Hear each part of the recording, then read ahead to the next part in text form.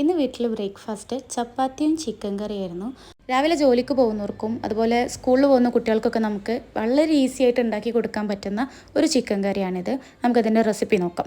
ഒരു പാനിലേക്ക് എണ്ണ ഒഴിച്ചിട്ട് അത് നല്ലോണം ചൂടായതിന് ശേഷം ഇഞ്ചിയും വെളുത്തുള്ളിയും ചതച്ചതിട്ട് ഒന്ന് വഴറ്റുക. പിന്നെ സവാള ഇട്ട് ഉപ്പിട്ടിട്ട് ഒന്ന് വഴറ്റിയെടുക്കുക.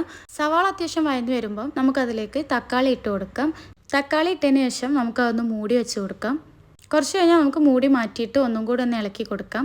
തക്കാളി നല്ലോണം ഒന്ന് സോഫ്റ്റ് ആയാലും നമുക്ക് പിന്നെ പൊടികൾ ഇട്ട് കൊടുക്കാം. മഞ്ഞൾപ്പൊടി, മുളക് പൊടി, മല്ലിപ്പൊടി, പിന്നെ കാശ്മീരി ചില്ലിയും കുറച്ചുകൂടെ ഇട്ടിട്ട് നമുക്ക് നല്ലോണം ഇളക്കി കൊടുക്കാം. കാശ്മീരി ചില്ലി ഓപ്ഷണലാണ്, വേണമെങ്കിൽ ഇട്ടാൽ മതി.